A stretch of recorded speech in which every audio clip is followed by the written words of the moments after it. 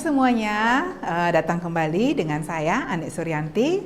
Hari ini saya akan membahas tentang Entity Relationship Diagram. Di dalam Entity Relationship Diagram itu ada yang namanya entity. Kayak apa sih entity tersebut? Nah, entity itu bisa berupa objek, ya. Nah, di sini objek yang dimaksud misalkan adalah seperti yang saya jelaskan sebelumnya, bahwa yang bisa kita lihat, yang bisa kita raba, seperti itu. Contohnya dari objek tersebut itu adalah ada mahasiswa, ada dosen, ada mata kuliah. Itu disebut dengan objek. Oke. Nah, kumpulan dari beberapa objek itu sering disebut dengan entity set, ya. Misalkan objeknya adalah mahasiswa.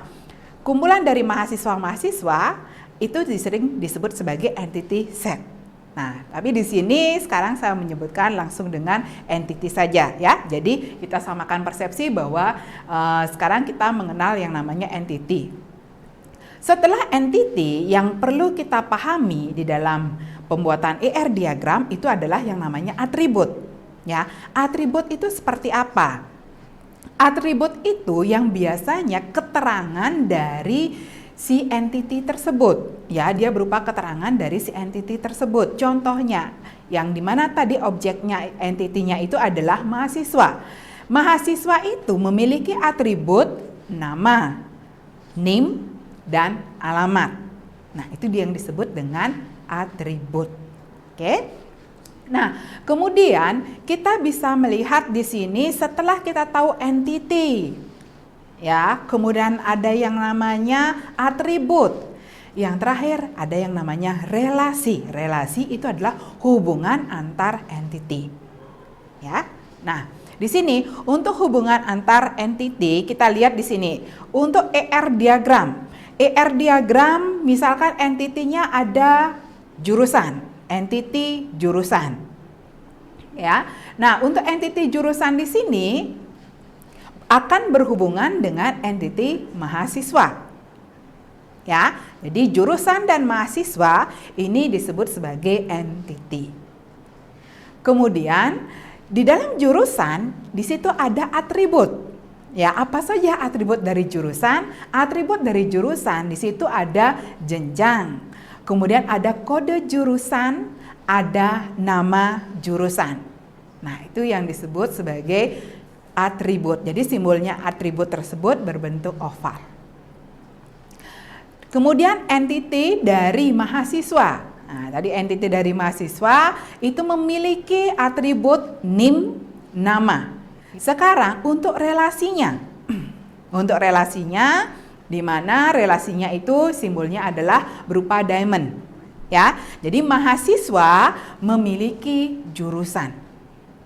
Ya, jadi relasinya adalah mahasiswa memiliki jurusan. Seperti itu. Untuk relasi bersimbol diamond.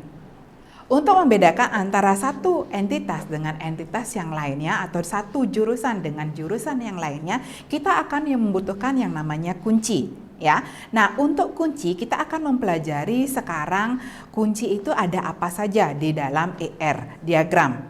Nah, di sini pertama itu kita mengenal ada namanya kunci primer, ya, atau istilahnya adalah primary key. Untuk menentukan primary key, kita lihat sifat-sifatnya, yaitu adalah kita melihat atribut yang bersifatnya unik. Kemudian yang kedua, tidak bernilai nol.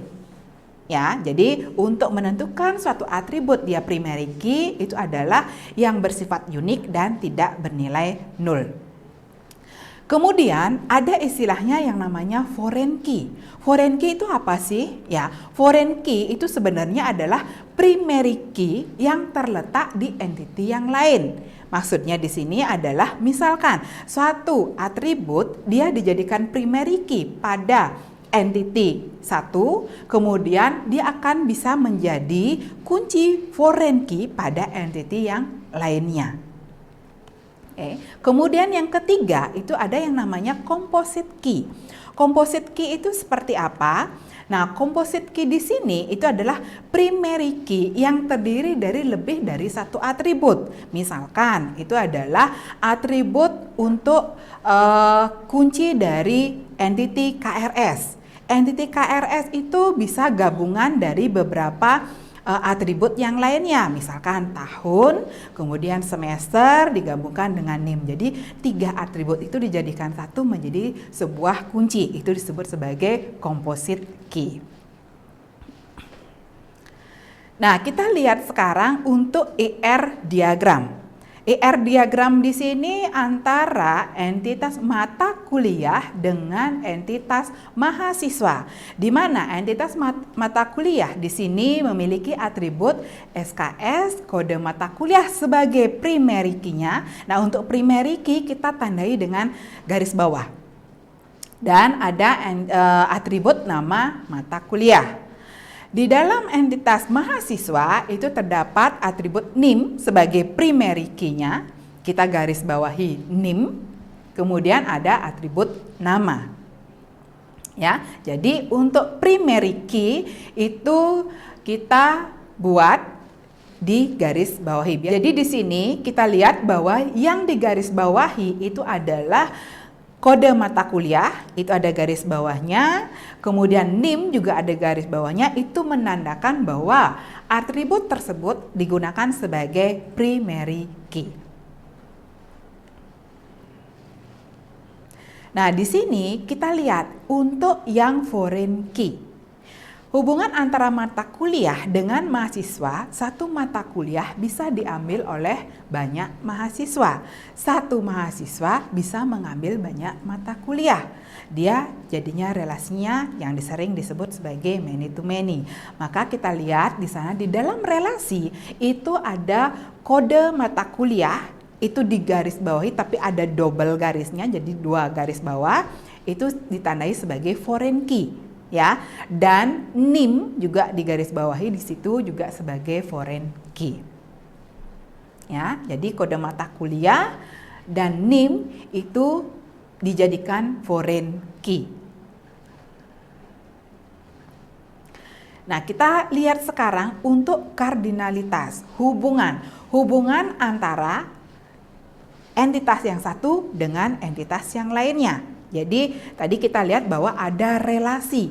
Nah, kemudian relasi itu sebenarnya ada banyak yang sering disebut sebagai kardinalitas hubungannya. Nah, di sini kardinalitas yang pertama itu adalah kardinalitas one to one. Ya, jadi relasi yang namanya one to one. Nah, untuk relasi one to one di sini sebagai contoh adalah satu mahasiswa itu pasti memiliki satu jurusan. Ya, satu mahasiswa memiliki satu jurusan. Itu contoh relasi one to one. Ya, jadi kardinalitas untuk relasi one to one. Kemudian ada kardinalitas lain lagi yang namanya kardinalitas one to many. Ya, kita lihat pada diagram tersebut bahwa di mana misalkan A itu A1 itu berhubungan dengan B1 dan A1 juga berhubungan dengan B2. Itu adalah relasi one to many. Kalau dalam kenyataannya misalkan satu dosen bisa mengajar banyak mata kuliah. Itu contohnya yang one to many. Kardinalitas berikutnya yaitu adalah many to many. Nah, di sini many to many. Jadi hubungannya itu banyak ke banyak. Jadi kita lihat pada diagramnya tersebut bahwa A1 berhubungan dengan B1 berhubungan dengan B2. Begitu juga dengan kita lihat B1 dia berhubungan dengan A1 dan berhubungan juga dengan A2. Nah, di sini relasi many to many. Ya. Nah, jadi, bagaimana caranya penggambaran dari kardinalitas di dalam ER diagram? Penggambarannya di sini ada banyak simbol-simbol di dalam kardinalitas. Ya, untuk simbol-simbolnya di sini kita lihat bahwa tandanya di situ ada dalam kurung 1,1. Itu berarti adalah minimal 1, maksimal 1. Ya, minimal 1, maksimal 1. Sebagai contoh adalah tidak ada mahasiswa yang tidak punya jurusan. Jadi satu mahasiswa minimal dia punya satu jurusan. Seperti itu. Kemudian ada simbol minimal 0, maksimal 1. Ya, demikian simbolnya. Jadi di sini minimal 0, maksimal 1. Sebagai contoh, misalkan untuk yang minimal 0, maksimal 1, seorang wanita dia bisa menikah dengan maksimal adalah satu laki-laki. Minimal boleh saja kan seorang wanita itu tidak menikah, jadi 0. Ya, jadi minimal 0, maksimal dia punya satu pasangan suami, seperti itu. Itu contohnya. Kemudian kardinalitas dengan simbol seperti ini, ya, ini simbolnya itu artinya adalah minimal 1, maksimal banyak. Minimal 1, maksimal banyak. Sebagai contoh, misalkan adalah dosen. Dosen memiliki minimal satu keahlian. Nggak mungkin dosen nggak punya keahlian, ya. Kalau udah jadi dosen ya pasti punya keahlian. Jadi dosen itu minimal satu keahlian, dan bisa saja dosen itu juga memiliki lebih dari satu keahlian, yaitu banyak keahlian. Itu contohnya. Kemudian yang terakhir di situ ada minimal 0, maksimal banyak. Ya, minimal 0, maksimal banyak. Itu contohnya adalah mahasiswa di dalam mengambil mata kuliah. Kalau misalkan mahasiswa itu adalah cuti, jadi berarti minimal mahasiswa itu tidak mengambil mata kuliah, tapi bisa juga dia mengambil banyak mata kuliah. Ya, jadi demikian simbol-simbol dari kardinalitas yang akan digunakan di dalam ER diagram. Nah, kita lihat untuk ER diagram, ya, dari entitas jurusan dengan entitas mahasiswa.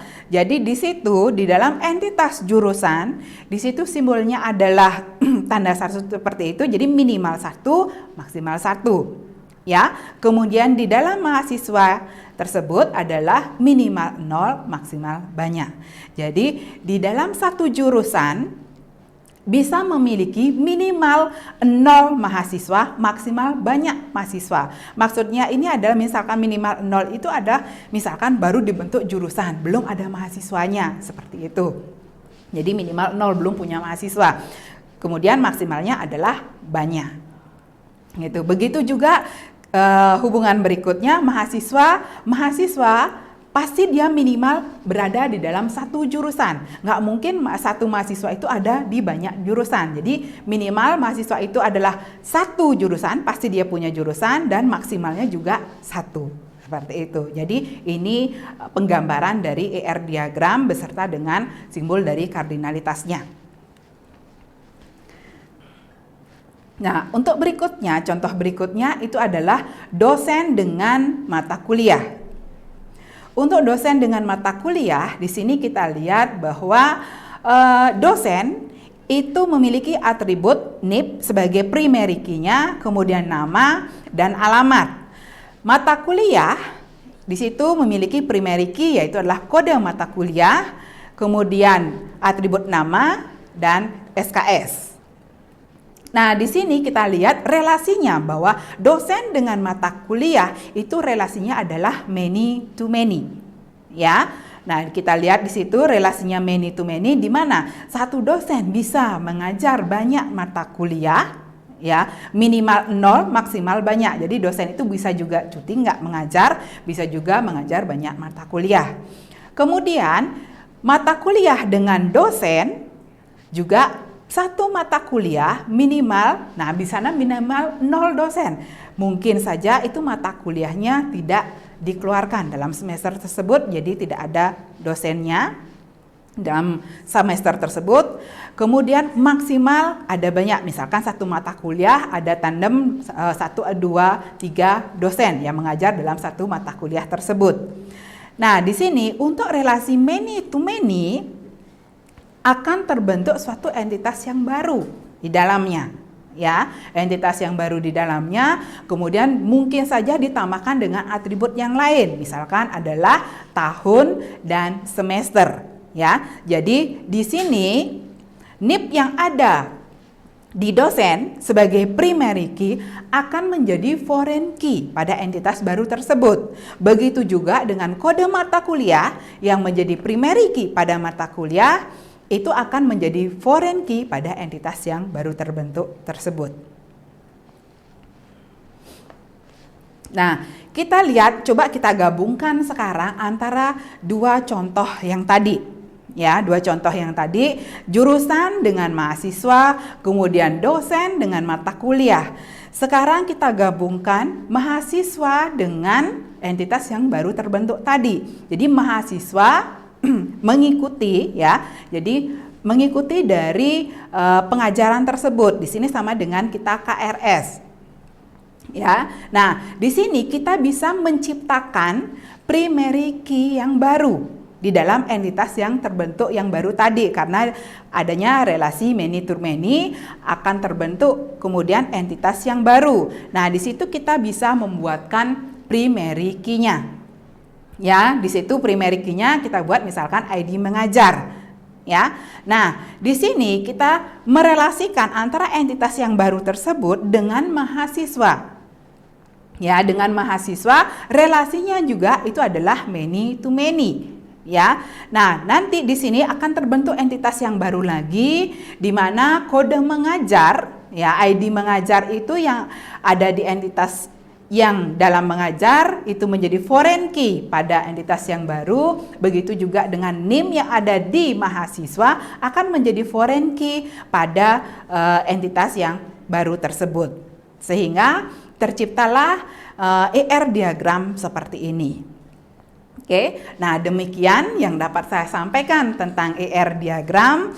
Jadi semoga bermanfaat dan rekan-rekan mahasiswa dapat memahami tentang bagaimana konsep pembuatan ER diagram. Terima kasih.